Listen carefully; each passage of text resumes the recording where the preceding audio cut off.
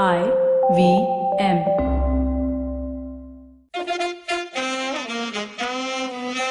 कृपया ध्यान दीजिए, the language used on the podcast may not be fit for consumption. We warn you, tread carefully. But listen yaar, don't be so conservative.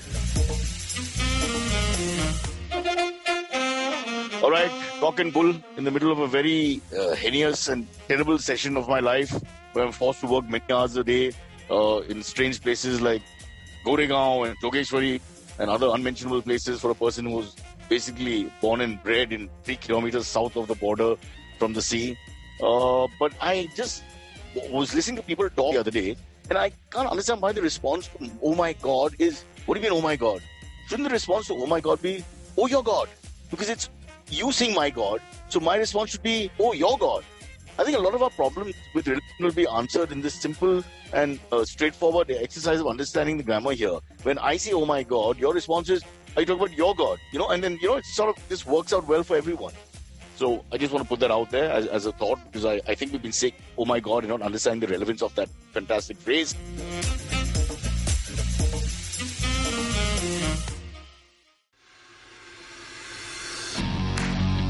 Are you looking for India's most awesome cricket podcast? Are you now tired of listening to the same old guys drone on about cricket everywhere? Edges and Sledges is a weekly cricket podcast hosted by 3 fans of the game, Varun, DJ, and myself, Ashwin. It was established in early 2018, has over 60 episodes now, and is of course now proud to be on the IVM podcast network. Each week, we get together from 3 different time zones, the USA, the UK, and Singapore, and we talk about things from the world of cricket, with a focus on Indian cricket. We often interview special guests from all around the world, including former cricketers and cricket media personalities. So check out Edges and Sledges, the cricket podcast, now on the IVM network. I'll bring in on Cock and Bull 2 erudite spokespersons, sociology professor Dr. Amit Doshi, slipped out. These mistakes happen. And also Professor Emeritus, I think Kalina University, but he's not allowed because of his beard on campus. Silvery, also known as Antariksh. Thakkar. Top grades today, yes. Top grades. By the way, did you finish your college, Silvery? Yeah, I did. I did architecture in college. Correct. You told us you wasted a degree. Correct. Stand-up comedian and producer of stupid shows. Excellent. Hey, Amit, before we start, my daughter was saying that she found something on Instagram of a person who's watched 22,000 plus hours of Cyrus Says. Of Cyrus Says. Yeah, I think it's 2,200 hours. Sorry, 2,200. Yeah. I mean, there's false advertising there's false advertising. But 2,000 plus hours. So I don't know whether that's a real compliment or what the hell is wrong. No, but even there's something weird, right? Because as much as we've done, as many episodes as we've done, it doesn't exactly add up. No, so but maybe we heard someone repeat or something, But I mean, like, will you? that's like saying I watched the match and the highlights. You can't do that. I mean, I watched the match twice. There are episodes of podcasts that I listen to multiple times in a month sometimes. Oh, that's true. Yeah, that's true. I really like it, or Silvery's right. I'm showing it to a friend or something. Yeah. No, so but that's great. I mean, like, it's fantastic. I saw. But if the whole world was like that, we could do just one episode. Can you imagine? Hey guys, share it with your friends on Tuesday. Yeah. No, but it was great to see all the stuff on Spotify yesterday. And I think I saw like 8-10 mentions of you at least of like you being in like people's like top of listening podcasts, etc. Yeah. A friend of mine sent me. Yeah. Yeah. All the money we spent on those people to advertise us has turned out perfectly correct and well. But I was pleasantly surprised because I didn't know about this. Somebody else mentioned it, and then I checked with my daughter at the shoot. Somebody mentioned, and I checked with my daughter because I, of course, couldn't find Wi-Fi. Everything is, I don't want to get into it because Bobby Deol and other people are sitting there and watching things and laughing, and I'm the only one. They sent me a link of the picture to watch the scene in the American version. And then Mohammed Bhai is asking me in Gujarati, do you? And I just said yes, because I would explain for 45 minutes, I was able to see a 2-minute clip. It was so embarrassing, man. And I just hate technology. I feel defeated. When you have no confidence in the subject, I'm sure all of you guys had one bad subject. Like if you're not good at maths, so then the moment the maths exam starts, there's a little fear, which is more than normal. Yeah. Biology where for me. You don't have capacity. For me, it was bio in school. I couldn't do, I've literally gotten 1 out of 25, 2 out of 25 in bio exams. Yeah, but you know why? Because you've self-imploded. You may have done well, but you just lost confidence. It's clearly that. Yeah. Nothing more. No, I lost interest. To be honest, it's not like you tried and lost. No, you just lost the spirit, the will to live so in a bio class. It's a mugging subject, and I hated mugging. And reproductive system is not mugging. It's a mugging subject. Natural. You need to know what each part of everything is called. It's a mugging subject. Penis, gonads, vagina, vulva, testicles.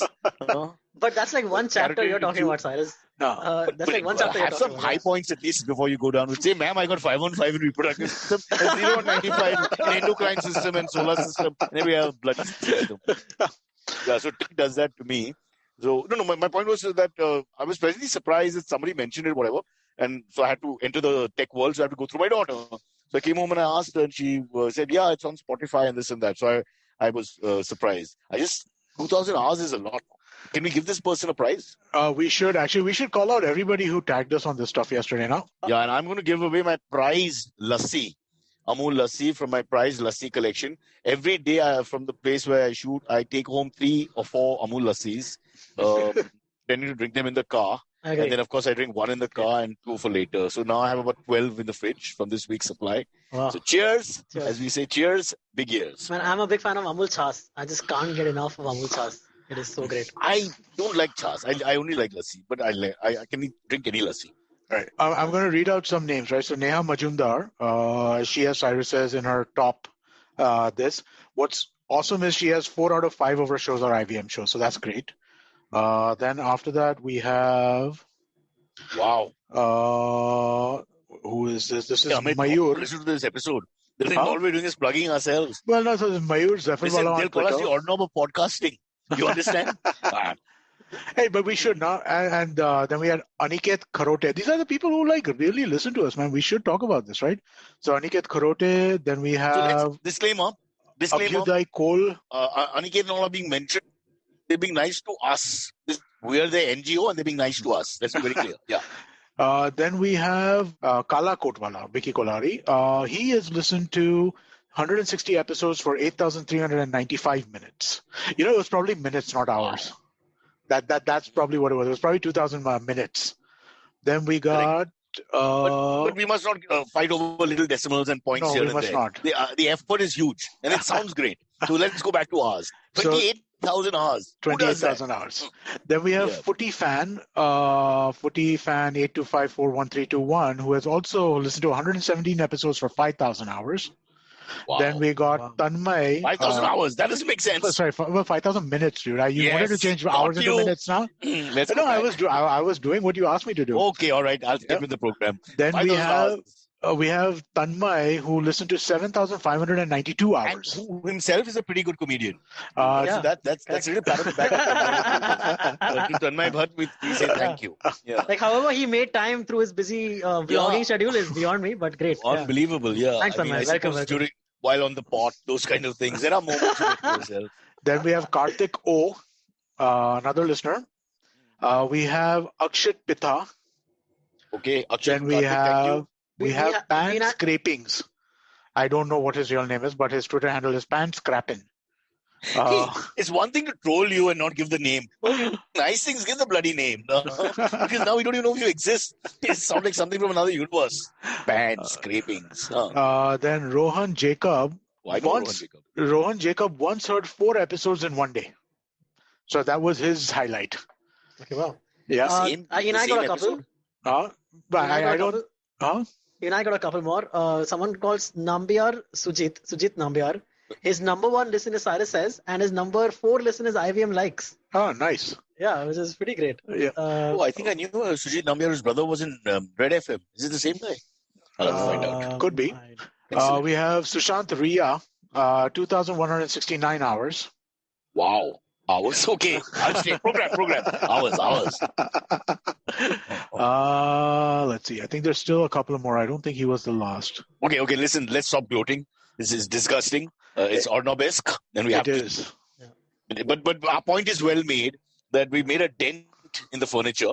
We kick the football into the main table or whatever, and let's see where it goes from there. Yeah, Pleasantly surprised. Mostly thank yous. Thanks everybody for listening. We really appreciate it. Well, I think a little bit more than thank you. I mean, really thank you. I mean, why would you? I think deep down, I can't find a reason. So it's more than that. I wish I had the money or, shares in certain companies that I could give you, especially ones that are doing well. By the way, market is looking a little better worldwide.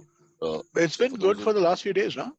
Yeah, it has been. I've been hearing all the conspiracy theories about like Fed providing too much liquidity and because of which Indian markets are climbing. Then I've been hearing about all the behind. Hey man, if every positive cloud or whatever has to have this black lining behind it, what's the point of even talking? You can't have agenda and prejudice. You can't begin by saying, okay, I'm going to find the wrong in the right. It's ridiculous. Yeah, but I agree. I think we should just look at it like, hey, if the market is rising, that's the circumstance of today. So many bad weeks. Now it is a global market anyway, so let's not pretend that we can really detach ourselves, except for China. I think let's be positive. I like the positive energy. So for the next few days, markets are rising, India is shining, all is good, except for the farmers. This episode is going to come out 3-4 days from now. Hopefully in the next 2 days, market done. Yeah, oh God. So the next 3-4 days, it crashes, go after Silvery. The idea. Let's talk about the farmers, though. There's some depression to counter. No, it is. It's a hard thing, right? I mean, I sympathize with the farmers in some ways, but I also understand why. As people who listen know that I generally have a lot of issues with government actions, right? I mean, like the kind of things that our governments do. But, there are some things which I think are positive, right? And I think that the ability to kind of sell your produce wherever you want to for a farmer is a positive move generally. But at the same time, people are going to get displaced and it's going to suck for some. No, but the muscular farmer outpaces the smaller farmer or whatever. No? The robust farmer is able to use the market, the bigger market better, and the other one dies. But so what is the solution for you? I think is there a middle path? I think the middle path is what's been struck, right? See, the muscular farmer or the big farmer, right? The big farmer has access to markets no matter what, right? Even if he's selling via the APMC. He doesn't need a helping hand. He doesn't need that helping hand, right? And the problem becomes that when prices are set in the way that they are at the APMC, right? I mean, like that it's not a free market. It's not an open market in any way. So, for example, why in many ways this farm policy that we have is greatly responsible for the Delhi pollution issue. Not 100%. The stubble, etc. Why does stubble happen? Because you're growing rice in Punjab where rice should not be grown. Rice should be grown in more more places which are not as better environment, right? But the thing is that whatever that means, but the APMC system that exists in Punjab is really strong. Okay, then let's segue here for a second, Amit, and tell me, since you're the expert. I'm not an expert on this at all. We don't know. We couldn't afford an expert for this episode, so Amit's just going to be the expert, like it or not. Does America, which strongly agrarian society in the West, if there is any left, what would be the policy? Or even if you look outside agrarian community, what is the policy vis-a-vis markets and the trader? So I know a little bit about the US, right? So the US is also a deformed market in many ways, but the reason for deformation over there happens through subsidy. Right? Why is there so much corn grown in the US? Why is high fructose corn syrup like such a easy to use ingredient as opposed to actual sugar? Because corn is cheap to make, and making high fructose corn syrup from corn is cheap to do. So that way that sweetener is much more prevalent than sugar is in many ways, right? So the market distortions are there as well. That market is not this, but the farmer has the right to sell to whoever he wants to over there. So there is no mandate that a farmer must sell to his local mandi. So a small farmer somewhere in the middle of Oklahoma, whatever, can go and sell in Washington. He can go and sell wherever he wants to. Now, there are challenges to going and being able to sell like that, right? Which is why the traders in Washington will send somebody to the farmer there. And now, because there are multiple traders in agricultural goods, there is competition that gets created for the farmer as well. No, and also they have a leader of some vision, an old farmer called McDonald, who apparently had a farm. And on that farm, he had some. All right, Silvery, your time to come and do the show before Amit and me make it very heavy for the discussion. But coming back to India, what happens with India is, what I worry about is when you have any sort of revolutionary sort of movement, it can get really violent. Mm-hmm. For some reason, we don't, it's not a passive movement anymore. And looking at these angry people, look at the sportsmen coming from the north, Punjab, Haryana area and all who are endorsing it. We have young Shubham Gill who's stuck in Australia playing against Australia for India. He's saying he's a farmer, 3 generations of farmers or whatever. So they're very passionate, very invested in this whole thing. And it's almost like blood and guts story for them. It is. Like if you remember the song, maybe Desh Ki Dharti kind of thing, this earth, this land, this farm, this is where we draw the sword, we draw the line, we'll stand here. and we won't take a step back. But So I'm not worried about that. So it is worrisome, right? And again, government's actions in terms of controlling these protests have not been great, right? Digging up roads and shooting water cannons. That's, that's. But that digging up road thing was damn funny because within 2 hours or something, they had already managed to flatten the thing out and go ahead from there. They're farmers, for God's sake. Yeah, they bear these problems. No, but these are the problems that cripple them. It's when there's no rain. It's such a weird thing to do, digging up a road, right? Seriously, okay, digging up a road means what? I can't walk around the road? Exactly. It's really such a bizarre. Or you just throw 10 cops into the thing and create a sort of bridge, then walk over there. But what I would say is that, Cyrus, you should kind of look at these two things separately, right? The way the state is acting towards protesters, everybody has the right to protest, right? Even if you are a rich farmer or or a farmer of any this, right? You have the right to protest, and government has to respect that right to protest. You should be able to kind of do this. So we should talk about that on one side, and then we should look at the policy itself, right? And think of that somewhat separately. The policy is another issue altogether. It's a little more complicated than we think.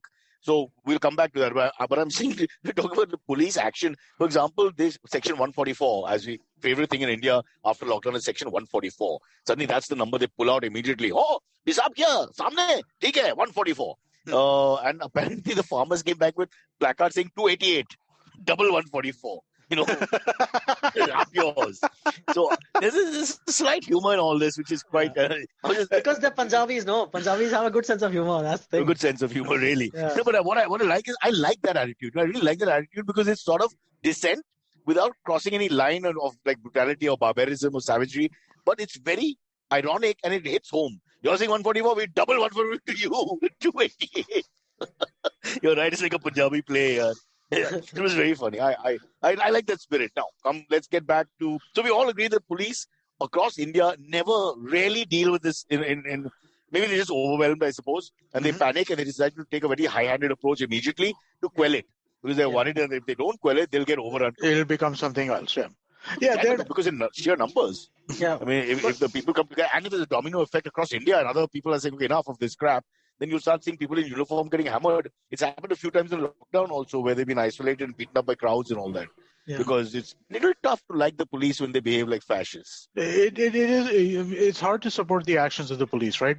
But at the same time, when you look at the people who are protesting around this, right, they are generally people who get favorable terms in the markets that exist out there, right? And the thing is that, again, these prices are not real prices. And because they're not real prices, people don't make other choices, right? Like, what is the solution to a country like India in the long run?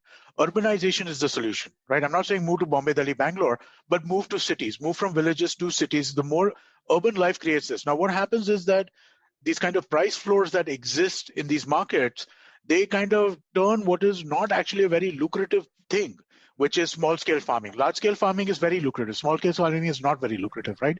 And so they turn what is not a very lucrative business or a lucrative profession into something that is capable of allowing you to subsist, right? And so people continue doing it. Whereas, truthfully, these people have an asset, which is their land. They should be selling this asset, monetizing this asset, and moving into other this, right? They should have the choices to do this. And the way systems are set up right now, doing farm reforms this is only half, right? Land reforms need to happen as well. You should be able to sell your farming land for other purposes. So when both of these things, if both you of can these get things, out, you can get out, right? Enough. Yeah, but it's a philosophical issue here, which I think and that issue is not from today. That's from whenever. Which is, what role does the government play in a free market, if it's a free market? So if it's a free market, does the government, what percentage of control does it? Because you see, when things go wrong, when there's no rain, whatever, sometimes you want the government to help you. That's also there. So it can't work both ways in a sense. So are we like a proper free market with our own rules where you say, okay, we trade where we want to and how we want to, and big, small have the same advantage, disadvantage? The face of it, of course, they don't. But, or you let the government, see, once the government comes in, it's a bit like, you take money from the money lender, and then you need more, So then that control issue happens. On a matter of philosophy, I'm just a little worried that it's not possible for the government and a real free market to coexist. It's almost like impossible. It is difficult as hell. I don't think that like a true free market and government are incompatible, right? That's what. But it's like a marriage of any couple I know. But there is a sense of limited government and limited free markets, right? I mean, you limit on both sides. Free markets cannot be untrammeled, right? If free markets are untrammeled, then I mean, like, we would.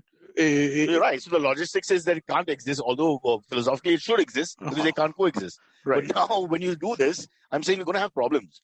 So how do you deal with it? You form committees on both sides and you sit down every day and you sort of go through what. Well, not try really. This way, try that way. I don't think so, because there is no side. The market is not a side. The market is a force, right? The government is a group of people, whereas the market is when we're talking about a market, in this case, we're talking about market forces. We're not talking about the market per se, right? We're talking about how the market affects pricing, right?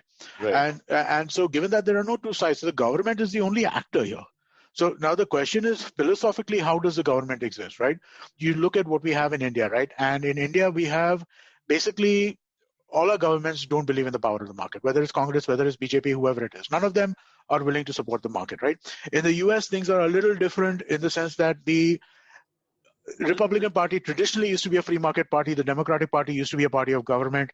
That's kind of flipped a little bit right now. It's become a little less clear in the era of Donald Trump because, opposition to free trade and all that kind of stuff. Lack of clarity in Donald Trump was a work in, progress that's been going on for time well before he became the president. Sorry, let's get back to India. No. It's just how does the government look at this, right?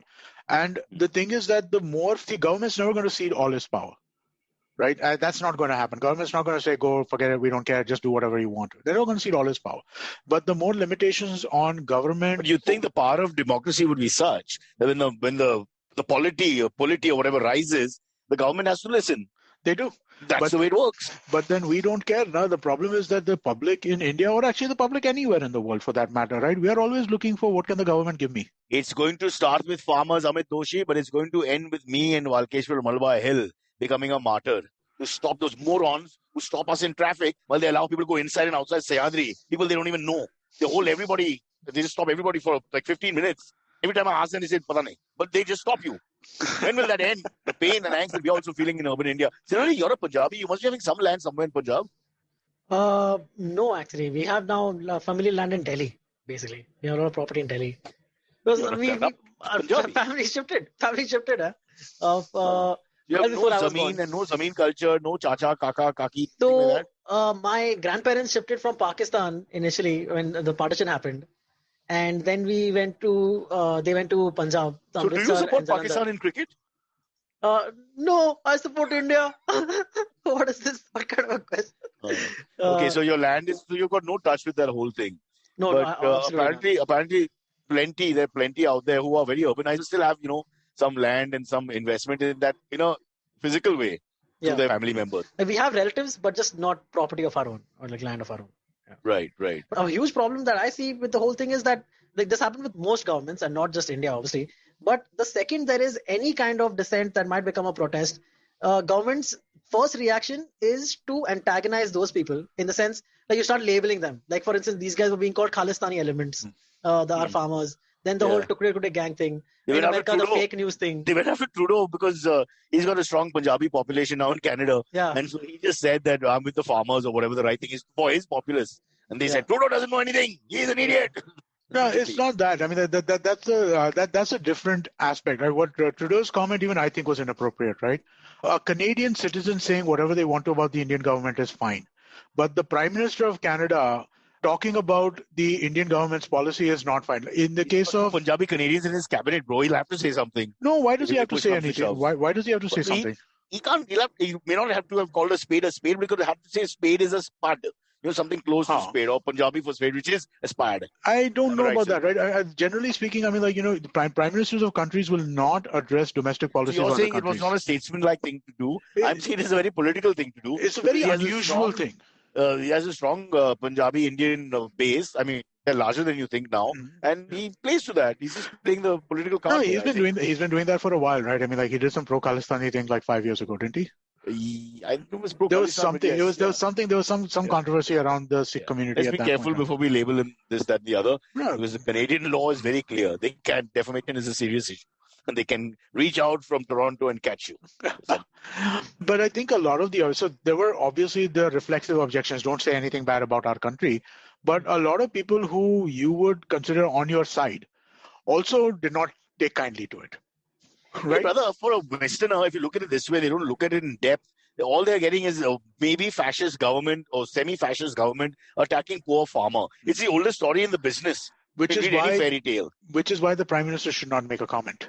Which is why he should have studied the whole situation and then made his comment. If it is some sort of a journalist, if it is some sort of public intellectual, that's all fine. Okay, but let's stop this argument here because the Silver is getting upset. This is far too serious for our podcast. We have somebody who listens to 2,000 hours. It'll be 1999 now. Yeah, but one last thing. Jai Jawani, Jai Kisan. Jai Jawan, Jai Kisan. I'm saying Jawani. Look at where my mind is. Jai Kisan. 49 Jawani. Jai Jawan, Jai Kisan has been in at least before Silvery's time, in our time, Amit, growing up, all over, right? This is the big slogan, one of the big slogans of India. And they are the two forces who seem to be completely betrayed from. If you look at it, Europe never really happened. Right. It's still not happened. This farmer agitation, just don't look at Punjab and Haryana. It's actually rising everywhere at different times. The unhappy farmers. It's almost like lip service. We've never been able to. Some crazy statistic, right? Some 10 farmers every day, or maybe more, commit suicide of some crazy statistic It is an insane statistic in some ways, but is it that insane in other ways? India's suicide rate is not that high. But the fact that this happening to farmers, India is a regular thing happening to farmers. India is a very high population country. It is a 65% agricultural economy. So you're looking at it relatively and saying it's a relative thing. Yeah, that's why our world record for most people with fingernails that are dirty shouldn't be given because we have 1.3 billion. Exactly. No, but when the numbers are that high, it doesn't really kind of make sense, right? I mean, again, and I'm sympathetic. I am sympathetic to people who are getting into these situations, but I would also say that. Why is it that generation after generation, the numbers aside for a second, your point is well made. It may not be as large a statistic when you look at the size of our country. But why is it that generation after generation, you can go well before Silvery's birth, or mine for that matter, we've had this issue where farmers say we can't take it anymore. More than any other profession. It's clearly out there. You have so many accountants jumping out of windows and their family. So there's an interesting stat about the social acceptability of suicide. The more suicide is considered to be socially acceptable, the higher the suicide rates are. Suicide breeds suicide. Suicide breeds suicide. Exactly. Right. No, I thought you were alluding to the fact that now if the government is in trouble, they have to find another suicide to make it to a murder. To divert the attention. Move the focus. Shift the zoom. All these important things. What I was talking about is more like, there's this idea that suicide is contagious. Right? Hey, listen, we have to stop this topic now because I've got some sensational news. Okay. But before that, let's go into a break.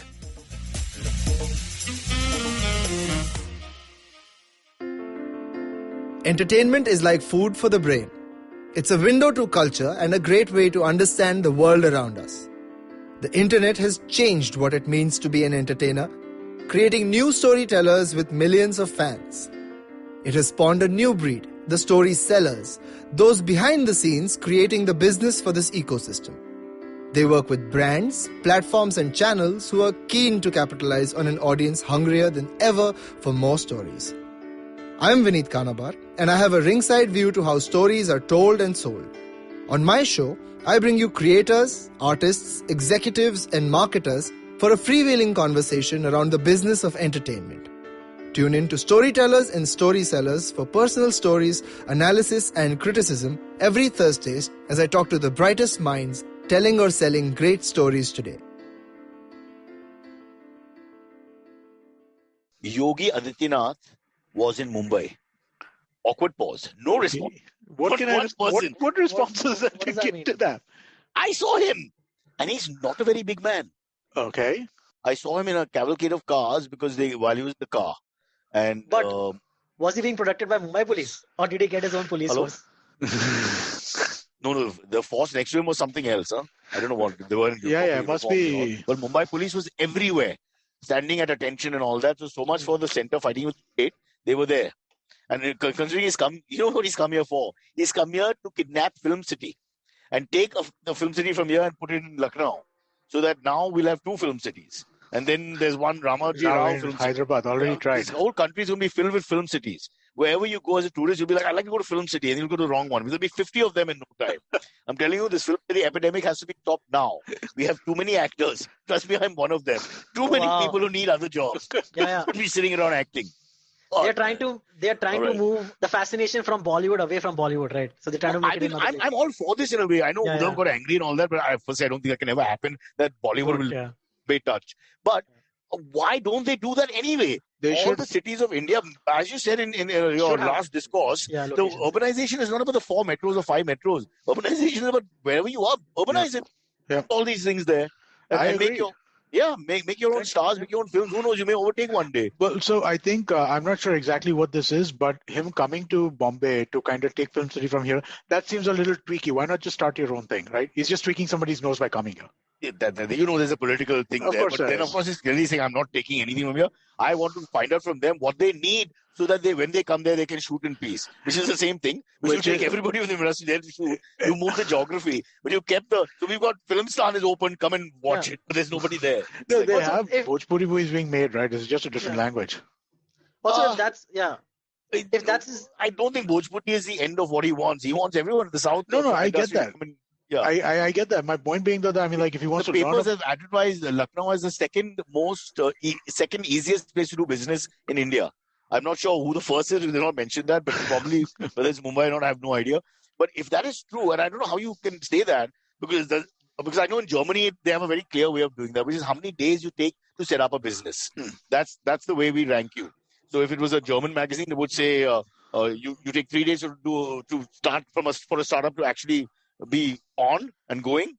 That's the way you say easiest way to do business, or least be wrong. I think there's more to it than that, because they have because that's a different index, right? How many days it takes to start a business? No, the efficiency of all the factors around you in starting a business. Correct, right. No, because India, if I'm not mistaken, is like 90 days to start a business, which is no. You buy tickets in a cinema, you stand outside and sell in black. You do it in 2 minutes. Okay, fair point. That's my business. In India, you don't have to worry. It's called Jugaad, Baba. Read Cyrus brochure on Jugaad. Everything is possible in India. Don't believe the figures. But my point is, they've come up with this, again, an obfuscation where you just make up a maybe myth, maybe not. We're the second fastest and easiest city in the country to make business. You wouldn't think Lucknow would be that city. And I've been there. I like Lucknow. A really lovely city. But would you say that, Amit Silveri, would you say second fastest city? Would that come to your mind if I told you in commerce? It would not have been the number it would not have been the city that I picked. But at the same time, I can see it, right? Because see, the thing is, they have a strongman politician, right? The same way that we had a previous... is the only way. We had a previous strongman politician who made it very easy to do business in our northern neighbor, like in our directly northern state neighbor. And so, I mean, like, I'm sure the same kind of... You can just say Gujarat, no? Because I don't know what you're trying to do. I mean, who listens to our podcast wouldn't pick that up? Really? Nobody. Nobody. North of Maharashtra. Kashmir, no. Below Kashmir. What the hell is it? The only person who fucked that up is me. I'm telling you honestly. I was so bad in geography. But Gujarat was an ease of doing business hero, right, for the longest time. Because then that must be number one. Ahmedabad must be number one. I would possibly. Bengaluru has a lot of good setups and startups. Hyderabad also has had a good kind of run in terms of like being able to set things up. Well, is it Hyderabad or is it Bhagyanagar? Because the same esteemed gentleman just went there in municipal elections. Try to change the name. He said, "This is I will win this. BJP will win this, and we will change the name of Hyderabad, destroy Nawabi culture, and come up with Bhagyanagar as the new name." Oh man, what do you say? Seriously, what do you say about stuff like this? I say cheers, and I love the outfit. That's what I say. Wait, by removing Nawabi culture, does it mean he'll get rid of Nawabi food and all from Hyderabad? You see, that's the funny thing. The Nawabi culture, what they're trying to say is about this Pao Padavo and all this, rich, poor, divide, etc. And nonsense, and a little bit dig against our other community. I'm sure they can't resist that. But what they don't understand is there's a lot that we like about Nawabi culture. As you said, the Tamiz, the culture, tehzeeb, all these words that come up with it. The food, the splendor, the art, the architecture, etc. So that's just a vulgar thing to say. To destroy a cultural point of view. But I mentioned this on my TV show as well. I don't understand this Nawabi culture. The politician is the biggest Nawabi culture of India. I just mentioned to you how they come out of Sayadri and I have to stand there like a joker for 10 minutes. I don't... I think Cyrus, the biggest Nawabs of the world. There is no nation in the world which gives more respect to their so-called upper political ranks, whatever you want to call them, than India. What do you think, Amit? So I think actually, I think you are being nice when you're saying a little to get Muslims. Use the word Nawabi. For them, it's a synonym, right? Yeah. Okay, now because I didn't say, because I made you say Gujarat. No, you got to, okay, good. 1-1, excellent. No, well done. But What a it's bunch of jokers. It is a synonym in their mind, right? I mean, like in that sense, biryani is a synonym, right? All this stuff is synonyms for them, right? I mean, like these are dog whistles. Really, it's And ridiculous. not particularly subtle ones. I find it honestly more repulsive than a Ma Ben Gali. Honestly, because you're trying to culturally destroy people and make fun of them, and it's just so unnecessary. It's far easier to just say I don't like your mother, father giving birth to you, and in some cases the parents will agree. But yeah, anyway, it is what it is, and this is what we've got. We want democracy. This is democracy. You can abuse each other, and up to a point, we just have to sit there and say, okay, whatever. We're dealing with what we're dealing with. Yes. Yeah. But he's made his presence felt, and I felt that for this week, Yogi Adityanath is India's man of the hour. The way he went to Hyderabad, changed the name, then moved to Mumbai, took away Film City, and then he's gone back to Lucknow and prominently said that he's number 2 in India. And nobody knows who's number 1. or better we stick with Ahmedabad for number 1 so that we stay in the same area, generally speaking. All right.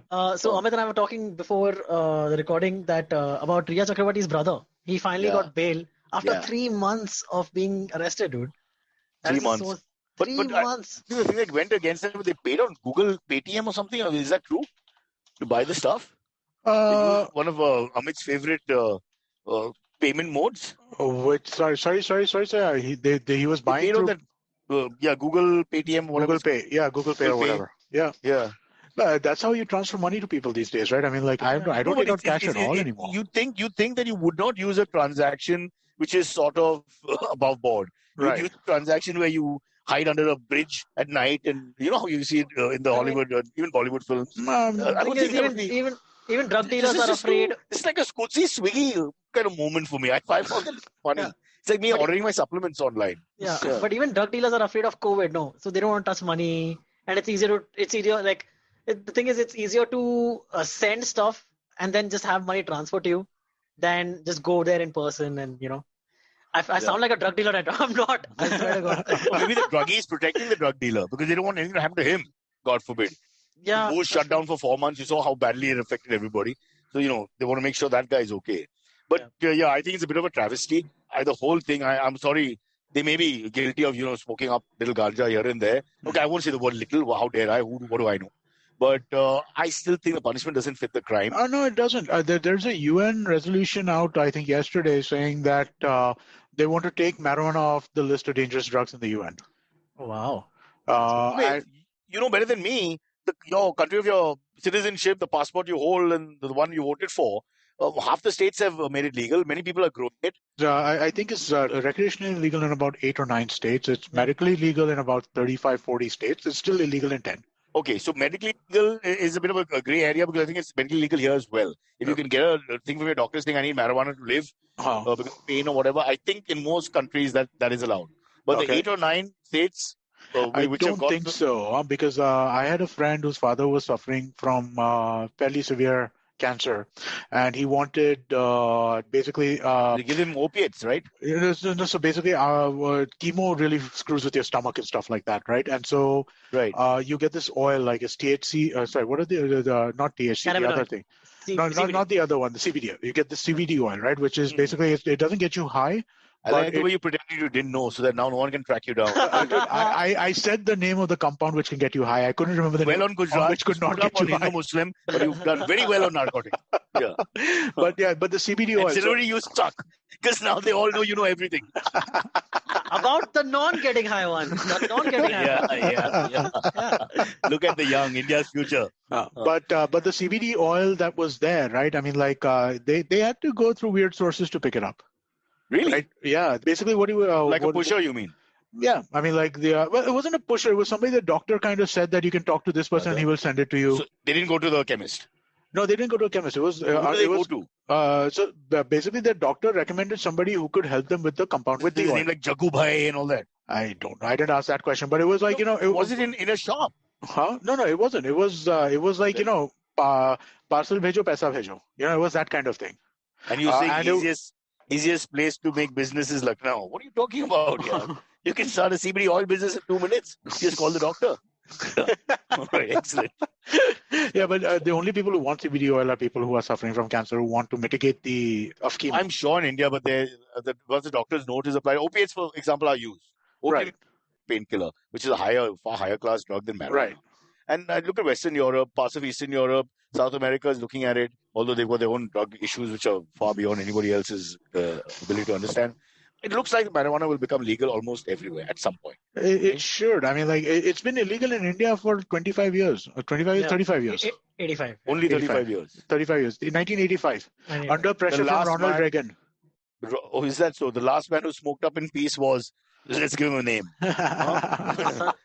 Jagdeep Salgaonkar, who sat quietly somewhere on the seashore and had his last smoke. The police came and said, "Abhi ye kanun aa gaya, kanun aa gaya." Band karo. Imagine waking up the next day and it's illegal, right? Is what you're saying. Ab main kya karu? I have so much cash left. Having bought 1,000, J's, kept them aside for the whole year, 3 a day or whatever, and they're ready, and then this law comes in. Yeah. Also, Arjun Rampal's partner's brother, he's been held for about 3 months without bail.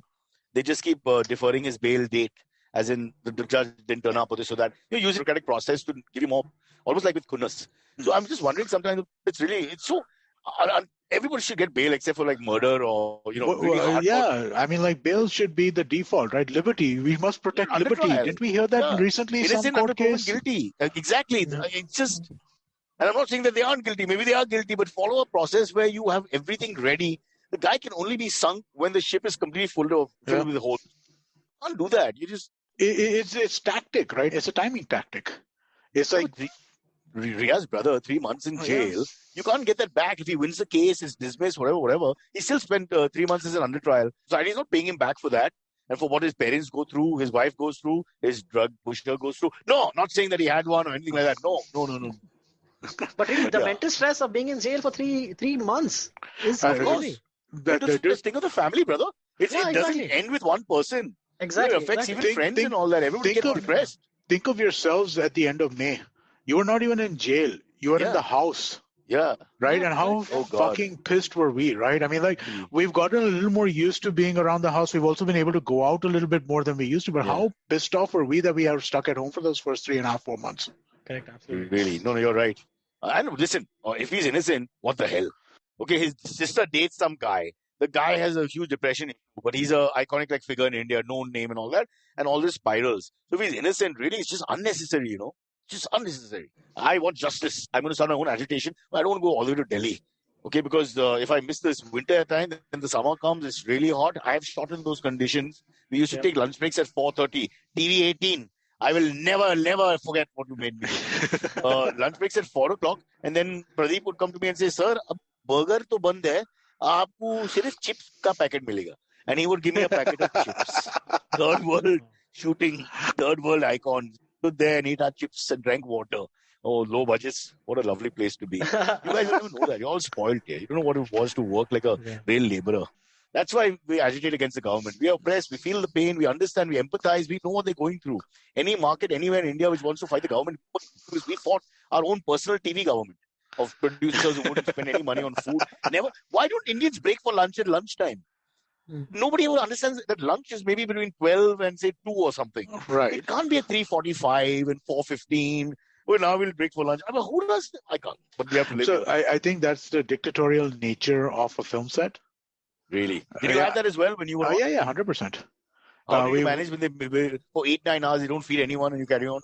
So basically, there are spot boys and you send people to get you chips, so you send them to get your chocolate. So your class of society escaped with a little bit of junk food, while the guy who's doing the real work. No, but dude, so we had a real conversation with people about this. That hey, we can't be breaking for lunch at 4 o'clock, because I mean, dude, even eating the junk, you get a headache, man. Yeah. Right. And I mean, it's not food. It's just fooling yourself into feeling full with 5 pieces of chips or half a chocolate. Exactly. It's not food. So we had a real conversation about this. That how can you expect people to work if they're they got a headache? And I mean, wouldn't it be better to take a half-hour break? It's not if you set a setting, right? It's not like you can't use that setting after lunch. You can use the same setting after lunch. Right. So why are we like wanting to finish up a setup before we break for lunch? If you want break some people early for lunch, let them start and then other people can break and then you can go and make the set. If you rewind, sometimes you haven't started on time. So therein lies the problem. That's almost always the problem.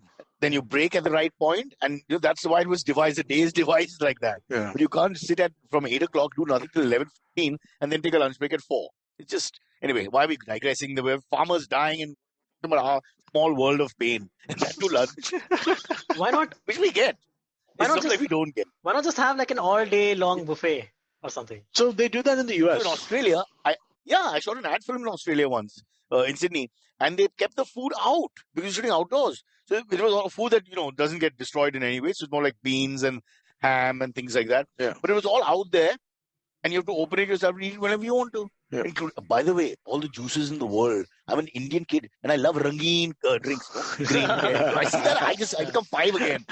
So shot is ready, and then actor has gone to his Nimbu Pani like thing, which got his what food in Australia. Yeah. But it was too good to be true. No, but I think that's the right way to do it, right? Have a craft cart. People can go eat whenever they're free for half an hour, 40 minutes, go eat and come back. It's all finger food, Amit. You don't stop working. Yeah. Except in front of the camera. So everybody, the cameraman will be chewing on something while shooting. It's okay. Yeah. Normal. So don't. Yeah. I think that also has to do with you've seen the lunch on film sets, right? I mean, like I don't. Yeah. Huge curries and. It's all that, right? Josh. Yeah. It's oily because those are the caterers, but some of it is not bad. No, it tastes great. Yeah. It tastes quite good, right? But it is still that kind of food, right? It's the kind of food which you do need to take a break for. You need to sit down with a plate. Oh, our food is full with, you need, my God, rice and gravies and chutneys and all. It's not simple sandwiches which you can just hold and eat and whatever. Correct, right. Or now I'm feeling hungry listening to this, so let's move on. All right, sorry, AMA.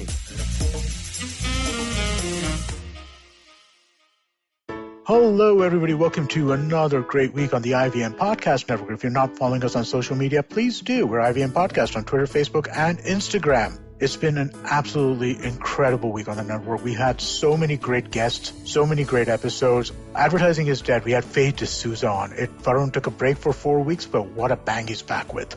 Siddharth Deshmukh celebrates the 100th episode of The Traveling Professor. It is an amazing show which I cannot say enough good things about. Please do listen to it. And a different Siddharth on the network, Siddharth Bhatia. He's just been absolutely guest after guest, right? This week, Zoya Akhtar talking about Gully Boy. I couldn't imagine a more interesting conversation. Ragini Kumar is on 2 different episodes this week. She is on Cyrus Says and she is on Edges and Sledges, both in anticipation of her new show, Zindagi Diaries. Do check out her appearance on both of those shows and her new show as well. Tanvi and Shloko, the Millennial Athlete, had a phenomenal episode with Dinesh Karthik and Abhishek Nair. Absolutely riveting stuff, talking about mentorship in many different ways. Definitely do give that a listen. And finally, I have a request to all of you. We have our listener survey going out this week. Every year we send out a listener survey at the end of the year. We're doing it again this year. And we would really, really, really appreciate your help in letting us know a little bit more about yourself. Our advertisers are really keen to find out who is listening to us and more about them.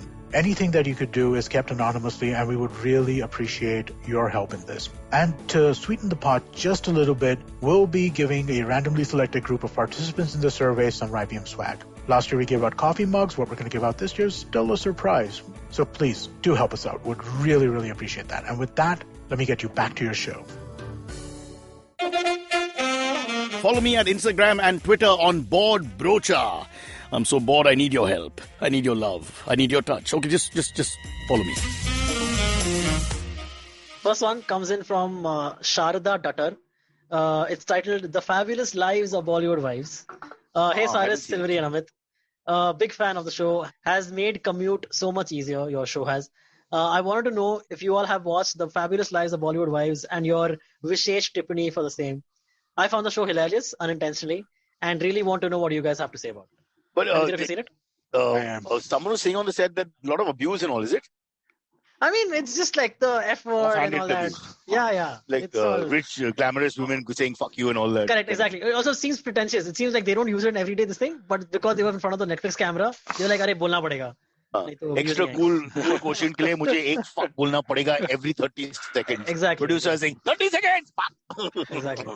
So I haven't seen it, but I'm curious as to Neelam's participation. Is she a Bollywood wife? I get Samir Soni she's married to. Samir's a great guy. But she's not a Bollywood wife, is she? So what you're saying is the others are some actors' wives, cinema So actors. basically Samir the- Soni is known more as a TV actor, and she was a big actress. She was the more The others famous. aren't. When I think Bollywood wife, I think like, even if the other person was She was a somewhat big actress in known, our time. you're a very big actress in our time, Very, right? I very mean, big, like very big. all the So I like your thinking. Before you get into the show, technicality has caused problem with you. Referee stops contest in your mind. You're like, 1 minute, she shouldn't be there because you said Bollywood wives, and she is Bollywood. Yeah. And So- her husband is Tellywood, and not really Hollywood. I mean, from both sides, he's done some stuff. It's not like he's never been red in herring. movies, but he's not. red flag. Again, we're talking about wife of Sanjay Kapoor, Chunky Pandey, Sanjay Pandey. and Samir Soni. And no, Samir Soni. no, there are four now. There are Who's two the more. fourth? Isn't Shah Rukh's wife there? No, Shah Rukh's No, wife no. is there in the last episode for just like this, right? But you didn't see it. How do you know all this? Dude, I saw some. It's You're all a over Twitter and closet social media over Bollywood there. wives lover. Dude, I have not seen it. It's all over Twitter. I have not seen it yet. I will see it though. I've heard great things about it. Same way I heard great things about that Indian matrimony or whatever that is. I've heard great That things is about this. fantastic. That So I will changed watch my this life. also. Brought me closer Who to is my the own- fourth person though? So Yeah, Sanjay Kapoor's Silvery, wife, you're the only Chunky one who's seen Pandey's it. wife, Yeah, I'm Silvery. not. Sorry. Sohail Khan's so- wife, Seema Khan. So, Silvery, you tell us, you justify because it's not right for us to comment. We haven't seen it. It's No, like it's, banning satanic verses. It's a hilarious show because it's so bad, it's great. It's one of those shows because everything is to overacting. It's So it's like the super Indian fake. Idol ka bad contestants. The ones who No, can't sing but it's dress not up. even that. It's not even that. It's like very badly done.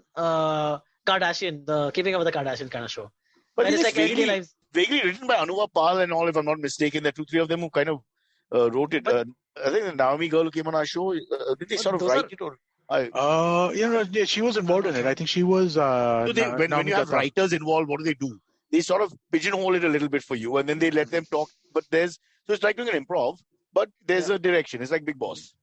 I don't know. I haven't seen the show, so I have no Right, way we to can't know. say anything. You tell us. Okay. Last word from you, Silvery. Nothing. Just watch it. You'll have it's an okay time, but don't watch it alone because you get a headache. You're Watch saying it with it's other so people to bad, laugh it's good. That's Yeah, your it's- comment. Do So you bad. intend to watch it, Cyrus? I guess that's the question, right? I Do you- want to watch it. I'm just really, for the first time in my life, I went to no work in March, April I don't have 5 minutes to myself at the moment. I'm now trying to end this thing so I can go for a meeting all at 5:30. So yeah, but I'm just trying to remember how bad the times were March, April, and the future was so bleak. Something is quietly, just accept whatever work there is when there is. These things seem to not be in our control. Yeah, true. What to do? Yep. Yeah. And I depressed everybody. Bollywood Wives will cheer you up. Take a look and marry one. Just one more question. don't watch it. I'll say again, don't watch it alone. Watch it with someone you can laugh with because alone you'll get a headache. But with someone you'll just have a good time. Yeah. All right. And Next again, one. what could be their problems? You think they don't have problems? Of course they have problems, No, Maybe one it's of them. eyeshadow. But there's a problem. Exactly. Yeah, those kind of problems only. Exactly that. Yeah. Like why are we going to a crab restaurant? I don't eat seafood. But then why does Cyrus Brochak worry about parking all the time? It's everybody got to understand. Stop pissing on somebody else's shoes. Okay? Yeah. Because the farmers, that's their crux, and farm crux is our crux, and these guys have theirs, And in their world, that's the problem. If they don't have a monetary problem, it's not their fault, but they have problems. Sorry. Yeah. True. Next one. All right. Next one comes in from Supriya Toleti. Her title is Tulati. Pigs. Okay, go on. No, Toletty. So Toleti. Not toilety, Silvery. No, That cannot Toleti. be the right way to Tulati. say it. Tulati. Tulati only it is. Must be a variation. L-E-T-Y. Uh-huh. No, L-E. but It must be a sounds version Gujarat of- area. Yeah. Okay, sure. Supriya Toleti. You're saying toilety. What is Not it? toilety. Tolati. Okay. Like a Tolati. Bollywood wife. You're just making fun of her. I'm not. I apologize, ma'am. Okay. Ma'am, Supriya. Supriya, ma'am. of course. Yeah. Ma'am. Supriya, she says, hi, Cyrus, Amit and Silvery. I love listening to your podcast. It's both witty and informative and overall. Till you a great hear listen what he while I did to work. your name. That's it. Sorry. She loved this. She loved this one for sure. 2020 has been a horrible year, mainly because of the pandemic which began in 2019. Did you know that according to Chinese astrology, you and I, Cyrus, you and I, were both born in the year of the pig. That is I know that. 1971 and 1995 respectively. And 2019 was also the year of the pig. That's a gag on its own. Just showing the disparity in age. Go on. She says, and also that 2019 was also the year of the pig. People in their zodiac year are believed to be to offend Tai Sui, the god of age, and incur his curse.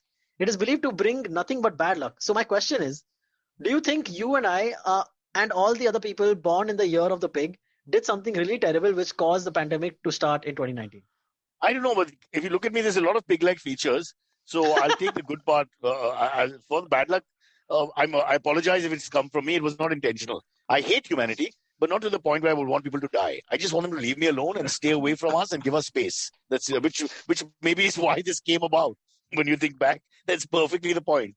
But no, I hope who would want to be the person who released plague on humanity and environment? God, no, not me. So I leave that to the politics.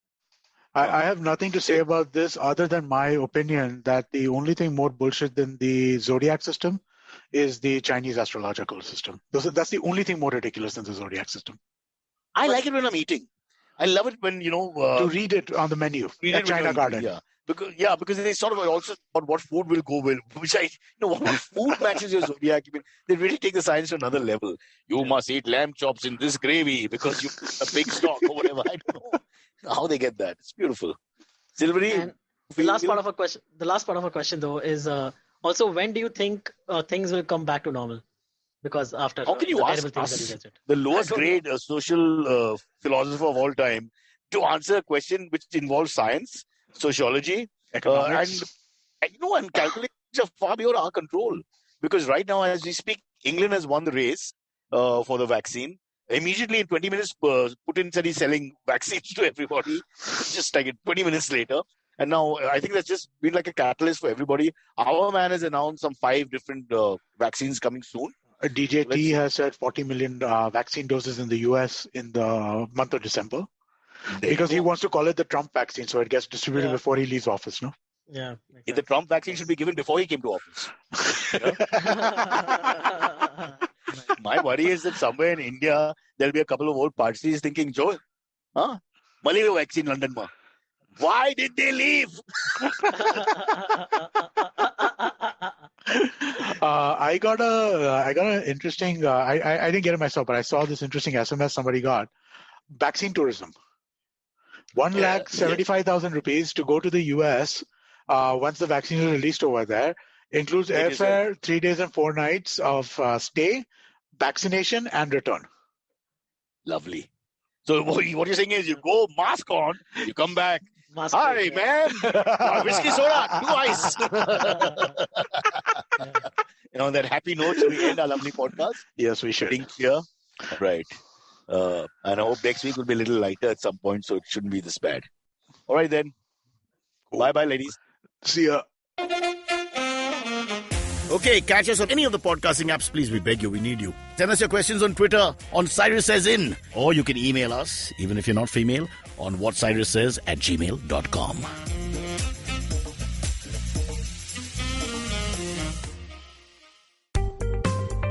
Hi, my name is Anupam Gupta. I'm B50 on Twitter. I am the host of Paisa Vaisa, the show that talks money.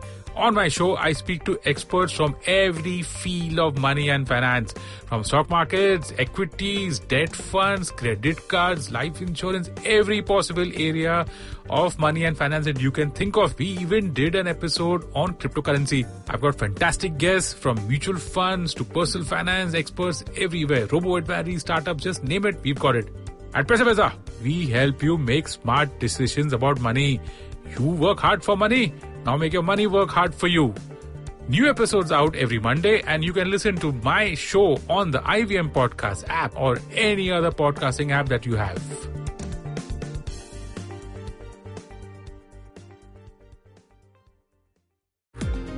Hello, everybody. We have a brand new daily podcast we're working on with Bloomberg Quint. All you need to know provides the top news on business, markets, and the economy so that you can stay ahead of the curve. Tune in every morning on BloombergQuint.com, the IVM Podcast app, or wherever you get your podcasts from.